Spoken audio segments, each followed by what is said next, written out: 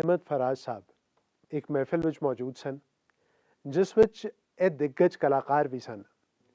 ਫਰਾਜ਼ ਸਾਹਿਬ ਨੇ ਆਪਣੀ ਇੱਕ ਨਜ਼ਮ ਪੜ੍ਹੀ ਜੋ ਉਹਨਾਂ ਨੇ ਇਸ ਕਲਾਕਾਰ ਨੂੰ ਡੈਡੀਕੇਟ ਕੀਤੀ। फराज साहब ने कहा कि ए नज्म यूसुफ जान ली, सुना है लोग उसे आंख भर के देखते हैं, सो कुछ दिन उसके शहर में ठहर के देखते हैं। सुना है बोले तो बातों से फूल झड़ते हैं, ये बात है तो चलो बात करके देखते हैं। सुना है गर्दिशें उसका तवाफ करती हैं, चले तो जमाने ठहर के देखते हैं। सुना है लोग उसे आंख भर के देखते हैं।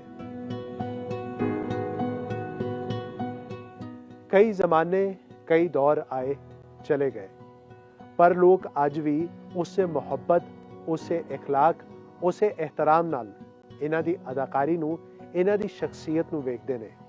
यूसुफ जान मोहम्मद यूसुफ खान यानी दिलीप कुमार साहब। किस्सा शुरू ਹੁੰਦਾ ਹੈ ਕਿੱਸਾ ਖਵਾਨੀ ਬਾਜ਼ਾਰ ਪੇਸ਼ਾਵਰ ਤੋਂ, ਜਿਸ ਦੇ ਗੁਲਾਮ ਸਰਵਰ ਮੁਹੰਮਦ ਖਾਨ ਸਾਹਿਬ ਅਤੇ ਆਇਸ਼ਾ ਬੀਬੀ ਦੇ ਘਰ ਹੋਇਆ ਸੀ 11 ਦਸੰਬਰ 1922 ਨੂੰ ਯੂਸੁਫ ਖਾਨ ਸਾਹਿਬ ਦਾ ਜਨਮ। 11 ਭਰਾ ਭੈਣ ਹੋਰ ਵੀ ਸਨ ਤੇ ਇਹਨਾਂ ਦੇ ਪਿਤਾ ਜਾਗੀਰਦਾਰ ਅਤੇ ਫਰੂਟ ਦੇ ਵਪਾਰੀ ਸਨ। ਇਸ ਲਈ ਕਾਰੋਬਾਰ ਦੇ ਸਿਲਸਿਲੇ 'ਚ ਨਾਸਿਕ ਦੇ ਦਿਓਲਾਲੀ ਜਾ ਵਸ ਗਏ, ਜਿੱਥੇ ਜਾ ਯੂਸੁਫ ਸਾਹਿਬ ਨੇ ਬਾਨ ਸਕੂਲ ਵਿਖੇ ਆਪਣੀ ਸ਼ੁਰੂਆਤੀ ਪੜ੍ਹਾਈ ਕੀਤੀ। ਪਰ ਰੁਝਾਨ ਪੜ੍ਹਾਈ ਵੱਲ ਘੱਟ ਤੇ ਖੇਡਾਂ ਵੱਲ ਜ਼ਿਆਦਾ ਸੀ। ਬੈਡਮਿੰਟਨ, ਵਾਲੀਬਾਲ ਤੇ ਬਾਅਦ ਵਿੱਚ ਕ੍ਰਿਕਟ ਵਿੱਚ ਇਹਨਾਂ ਦੀ ਬਹੁਤ ਰੁਚੀ ਰਹੀ।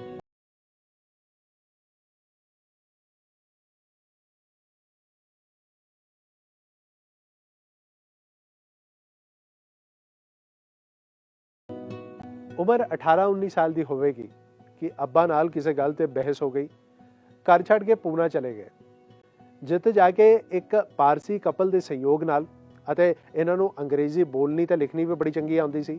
ਇਸ ਹੁਨਰ ਸਦਕਾ ਆਰਮੀ ਕੰਟੋਨਮੈਂਟ ਵਿੱਚ ਸੈਂਡਵਿਚ ਦਾ ਸਟਾਲ ਲਾਉਣ ਦੀ ਇਜਾਜ਼ਤ ਮਿਲ ਗਈ ਤੇ ਆਪਣੀ ਮਿਹਨਤ ਨਾਲ ਇਹਨਾਂ ਨੇ ਉਸ ਵੇਲੇ 5000 ਰੁਪਏ ਕਮਾਏ, ਜੋ ਬਹੁਤ ਵੱਡੀ ਰਕਮ ਸੀ। ਇਹ ਜਾਣ ਕੇ ਪਿਤਾ ਦੀ ਨਾਰਾਜ਼ਗੀ ਵੀ ਬਿਲਕੁਲ ਖਤਮ ਹੋ ਗਈ। ਉਹਨਾਂ ਨੂੰ ਲੱਗਿਆ ਕਿ ਯੂਸੁਫ ਹੁਣ ਮੇਰਾ ਕਾਰੋਬਾਰ ਸੰਭਾਲ ਸਕਦਾ ਹੈ, ਪਰ ਯੂਸੁਫ ਸਾਹਿਬ ਦੀ ਕਿਸਮਤ ਵਿੱਚ ਤਾਂ ਕੁਝ ਹੋਰ ਹੀ ਸੀ। ਕਾਰੋਬਾਰ ਦੇ ਸਿਲਸਿਲੇ 'ਚ ਹੀ ਯੂਸੁਫ ਸਾਹਿਬ ਦਾ ਨੈਨੀਤਾਲ ਜਾਣਾ ਹੋਇਆ, ਜਿੱਥੇ ਫਿਲਮ ਦੀ ਸ਼ੂਟਿੰਗ ਚੱਲ ਰਹੀ ਸੀ। ਇਹ ਵੀ ਸ਼ੂਟਿੰਗ ਵੇਖਣ ਪਹੁੰਚ ਗਏ।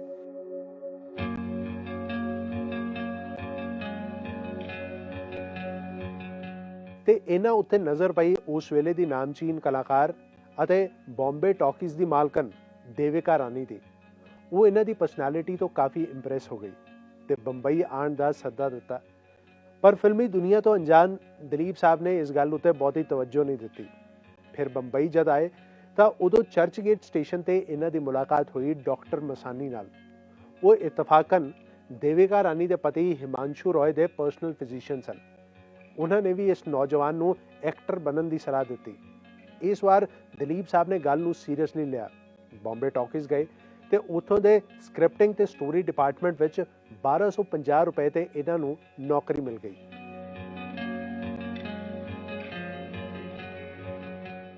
ਪਰ ਦੇਵਿਕਾ ਰਾਣੀ ਦਾ ਯੂਸੁਫ ਸਾਹਿਬ ਨੂੰ ਲੈ ਕੇ ਪਲਾਨ ਕੁਝ ਹੋਰ ਹੀ ਸੀ। ਪਹਿਲਾਂ ਤਾਂ ਉਹਨਾਂ ਨੇ ਇਹਨਾਂ ਦਾ ਨਾਂ ਬਦਲਿਆ ਤੇ ਯੂਸੁਫ ਖਾਨ ਤੋਂ ਰੱਖਿਆ ਦਿਲੀਪ ਕੁਮਾਰ ਤੇ 1944 ਦੀ ਫਿਲਮ ਜਵਾਰ ਭਾਟਾ ਵਿੱਚ ਇਹਨਾਂ ਨੂੰ ਲਾਂਚ ਕੀਤਾ ਗਿਆ। ਹਾਲਾਂਕਿ ਫਿਲਮ ਕਾਮਯਾਬ ਨਹੀਂ ਹੋਈ ਤੇ ਫਿਲਮ ਇੰਡੀਆ ਮੈਗਜ਼ੀਨ ਵਿੱਚ ਇਹਨਾਂ ਦੀ ਅਦਾਕਾਰੀ ਨੂੰ ਲੈ ਕੇ ਕਾਫੀ ਕ੍ਰਿਟਿਸਿਜ਼ਮ ਵੀ ਕੀਤਾ ਗਿਆ, ਪਰ ਦੇਵਿਕਾ ਰਾਣੀ ਦਾ ਵਿਸ਼ਵਾਸ ਇਹਨਾਂ ਉੱਤੇ ਬਣਿਆ ਹੋਇਆ ਸੀ। ਇਸ ਤੋਂ ਬਾਅਦ ਆਈ ਫਿਲਮ ਪ੍ਰਤਿਮਾ ਵਿੱਚ ਇਹਨਾਂ ਨੂੰ ਮੁੜ ਤੋਂ ਕਾਸਟ ਕੀਤਾ ਗਿਆ। ਉਹ ਵੀ ਫਿਲਮ ਨਾਕਾਮਯਾਬ ਰਹੀ ਤੇ ਹੁਣ ਗੱਲ ਦਲੀਪ ਸਾਹਿਬ ਦੀ ਅਨਾ ਦੀ ਸੀ। ਉਹਨਾਂ ਨੇ ਬਾਕਾਇਦਗੀ ਨਾਲ ਇਸ ਕਰਾਫਟ ਨੂੰ ਸਿੱਖਣ ਦਾ ਮਨ ਬਣਾ ਲਿਆ। ਹਾਲੀਵੁੱਡ ਫਿਲਮ ਵੇਖਿਆ ਕਰਦੇ ਸੀ, ਐਕਟਿੰਗ ਦੀ ਬਾਰੀਕੀਆਂ ਨੋਟ ਕਰਦੇ ਤੇ ਆਰੰਭ ਇਹ ਸੀ ਕਿ 20 ਸ਼ੋਜ਼ ਬੈਕ ਟੂ ਬੈਕ ਵੇਖਦੇ ਤੇ ਜਿਸ ਦਾ ਅਸਰ ਇਸ ਤੋਂ ਬਾਅਦ ਆਈ ਫਿਲਮ ਜੁਗਨੂ, ਸ਼ਹੀਦ ਤੇ ਮੇਲਾ ਵਿੱਚ ਵੀ ਇਹਨਾਂ ਦੀ ਅਦਾਕਾਰੀ 'ਚ ਸਾਨੂੰ ਵੇਖਣ ਨੂੰ ਮਿਲਿਆ।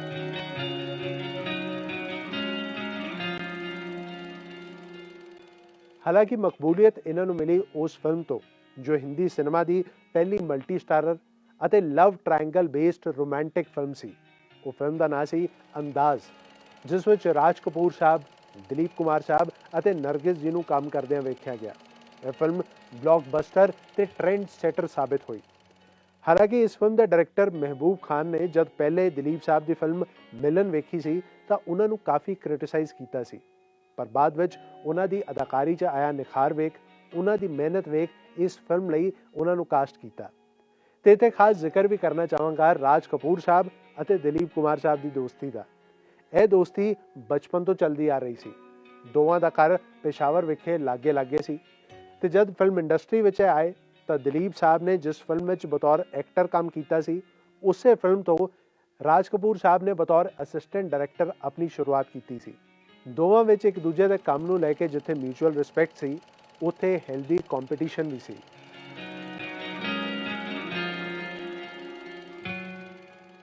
ਇਸ ਤੋਂ ਬਾਅਦ ਦਿਲੀਪ ਸਾਹਿਬ ਦੀ ਮੈਥਡ ਐਕਟਿੰਗ ਅਤੇ ਬਿਹਤਰੀਨ ਕਿਰਦਾਰਾਂ ਨਾਲ ਲੈਸ ਫਿਲਮਾਂ ਦਾ ਇੱਕ ਸਿਲਸਿਲਾ ਸ਼ੁਰੂ ਹੋਇਆ। ਮਿਸਾਲ ਦੇ ਤੌਰ ਤੇ ਦਾਗ, ਦੀਦਾਰ, ਯਹੂਦੀ, ਦੇਵਦਾਸ, ਜਿਸ ਵਿੱਚ ਇਹਨਾਂ ਦੀ ਸੰਜੀਦਾ ਪਰਫਾਰਮੈਂਸ ਅਤੇ ਰੀਅਲਿਸਟਿਕ ਅਪਰੋਚ ਸਾਨੂੰ ਵੇਖਣ ਨੂੰ ਮਿਲੀ। ਪਰ ਇਸ ਦਾ ਅਸਰ ਇਹਨਾਂ ਦੇ ਜ਼ਿਹਨ ਤੇ ਵੀ ਕਾਫੀ ਹੋਇਆ। ਡਿਪਰੈਸ਼ਨ ਦਾ ਸ਼ਿਕਾਰ ਹੋ ਗਏ ਤੇ ਸਾਈਕੈਟਰਿਸਟ ਦੇ ਕਹਿਣ ਤੇ ਇਹਨਾਂ ਨੇ ਲਾਈਟਰ ਰੋਲ ਕਰਨੇ ਸ਼ੁਰੂ ਕੀਤੇ, ਜਿਸ ਦੀ ਸ਼ੁਰੂਆਤ ਫਿਲਮ ਆਨ ਤੋਂ ਹੋਈ ਤੇ ਬਾਅਦ ਵਿੱਚ ਨਇਆ ਦੌਰ, ਆਜ਼ਾਦ,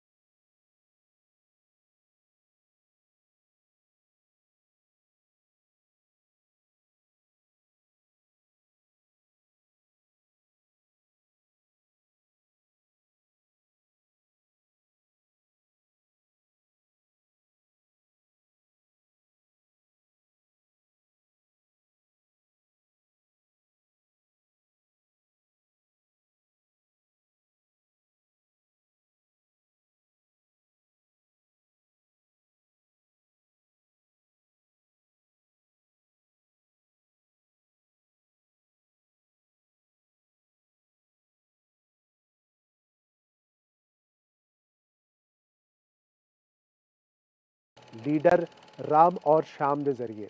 ਤੇ ਇਸੇ ਦੌਰਾਨ ਦਿਲੀਪ ਸਾਹਿਬ ਨੂੰ Hollywood film Lawrence of Arabia offer ਕੀਤੀ ਗਈ, ਪਰ ਆਪਣੇ ਕੰਮ ਦੇ ਪੱਕੇ ਮਿਸਟਰ ਪਰਫੈਕਸ਼ਨਿਸਟ ਦਿਲੀਪ ਸਾਹਿਬ ਨੇ ਕਿਹਾ ਕਿ ਮੇਰੇ ਕੋਲ ਹੋਰ ਕਮਿਟਮੈਂਟਸ ਬਹੁਤ ਨੇ, ਜਿਸ ਕਰਕੇ ਸ਼ਾਇਦ ਮੈਂ ਇਸ ਰੋਲ ਨਾਲ ਜਸਟਿਸ ਨਹੀਂ ਕਰ ਸਕਾਂਗਾ। ਇਸ ਲਈ ਉਹਨਾਂ ਨੇ ਇਨਕਾਰ ਕਰ ਦਿੱਤਾ।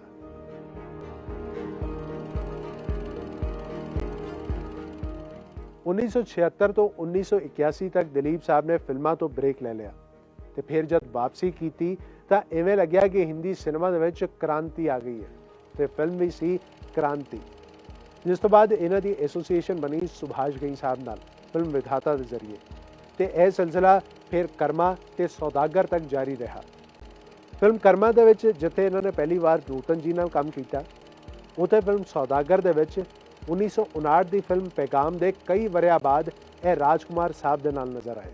ਬਤੌਰ ਡਾਇਰੈਕਟਰ ਇਹਨਾਂ ਨੇ ਆਪਣੀ ਫਿਲਮ ਕਲਿੰਗਾ ਅਨਾਉਂਸ ਕੀਤੀ, ਪਰ ਕਿਸੇ ਕਾਰਨ ਉਹ ਫਿਲਮ ਬਣ ਨਾ ਸਕੀ ਤੇ ਇਹੀ ਹਸ਼ਰ ਫਿਲਮ ਆਗ ਕਾ ਦਰਿਆ ਦਾ ਵੀ ਹੋਇਆ ਤੇ 1998 ਦੀ ਫਿਲਮ ਕਿਲਾ ਇਹਨਾਂ ਦੀ ਬਤੌਰ ਐਕਟਰ ਆਖਰੀ ਫਿਲਮ ਰਹੀ।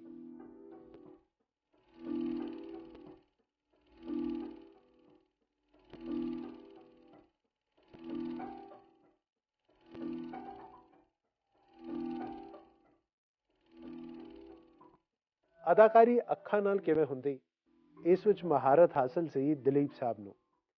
ਜ਼ਬਾਨ ਤੇ ਪੁਖਤਾ ਪਕੜ, ਕਈ ਭਾਸ਼ਾਵਾਂ ਬੋਲਿਆ ਕਰਦੇ ਸੀ, ਪਰ ਪੰਜਾਬੀ ਜ਼ਬਾਨ ਨਾਲ ਗੂੜੀ ਸਾਂਝ ਸੀ।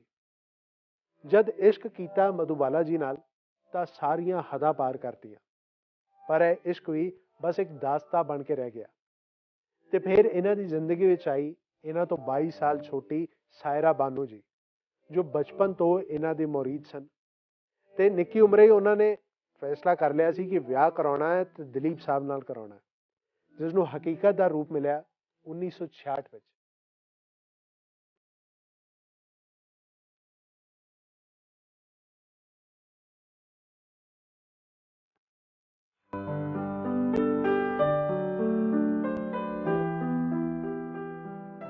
ਬੜੀ ਖੂਬਸੂਰਤੀ ਨਾਲ ਚੱਲ ਰਿਹਾ ਸੀ ਇਹ ਰਿਸ਼ਤਾ, ਪਰ ਇਸ ਨੂੰ ਵੀ ਨਜ਼ਰ ਲੱਗੀ ਜਦ 1981 ਵਿੱਚ ਦਲੀਪ ਸਾਹਿਬ ਨੇ ਸੋਸ਼ਲਾਈਟ ਅਸਮਾ ਰਹਿਮਾਨ ਨਾਲ ਨਿਕਾਹ ਕਰਾ ਲਿਆ।